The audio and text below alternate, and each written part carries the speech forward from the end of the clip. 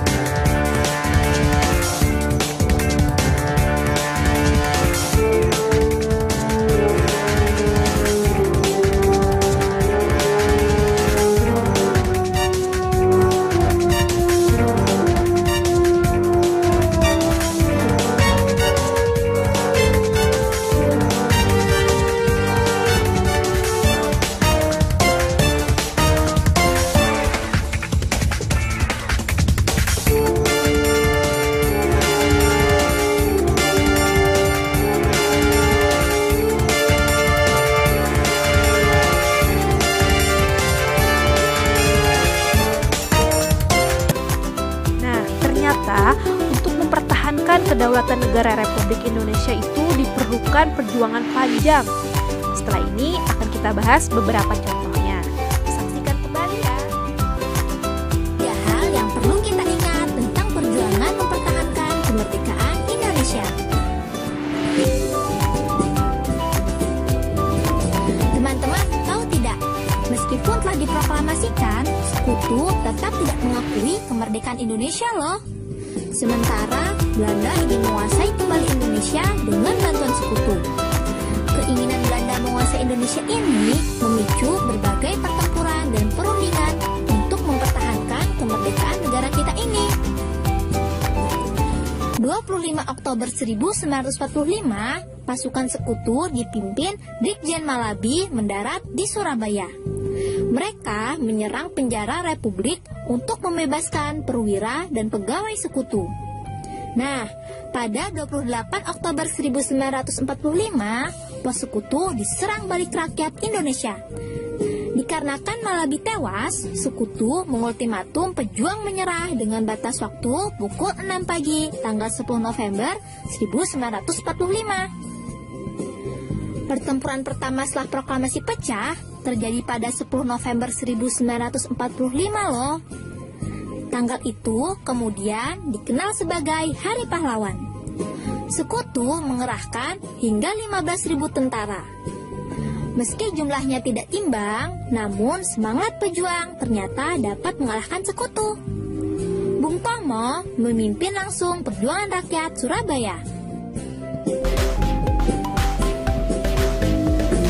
Tidak hanya di Surabaya, Sekutu juga merambah ke daerah lainnya juga loh, seperti Bandung, Ambarawa, hingga Medan. Oktober Sekutu memasuki kota Bandung dan mengeluarkan ultimatum agar pejuang dan rakyat meninggalkan Bandung.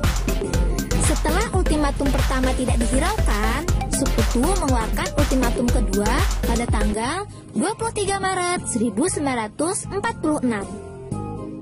Pemerintah Republik Indonesia meminta pejuang dan rakyat mematuhi ultimatum Sekutu. Namun, pejuang dan rakyat tidak rela menyerahkan Bandung untuk dikuasai Belanda secara utuh. Mereka pun membakar kota Bandung bagian selatan. Peristiwa ini dikenal dengan sebutan Bandung Lautan Api. Pertempuran juga terjadi di Ambarawa pada tanggal 21 November 1945. Diawali oleh tindakan Sekutu yang sewenang-wenang mengakibatkan timbulnya bentrokan senjata hingga menjadi pertempuran besar. Kolonel Sudirman turun tangan langsung pada penyerangan 12 Desember 1945. Setelah 4 hari bertempur, Sekutu dapat diusir dari Ambarawa.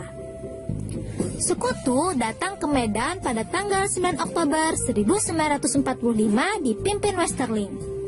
Para pemuda Sumatera Utara segera membentuk Tentara Keamanan Rakyat (TKR). Pada 13 Oktober 1945, pertempuran TKR dengan Sekutu pecah dan dikenal dengan nama pertempuran Medan Area. Inilah awal perjuangan bersenjata bagi rakyat Medan. Oke, baik. Setelah menonton narasi sejarah tadi, tentunya kita dapat merenungkan betapa besar, betapa berat, betapa kuatnya perjuangan para pahlawan terdahulu yang telah berjuang mempertahankan kemerdekaan Republik Indonesia. Nah, sekarang karena negara kita sudah merdeka, tugas kita sebagai pelajar adalah mempertahankan kemerdekaan tersebut.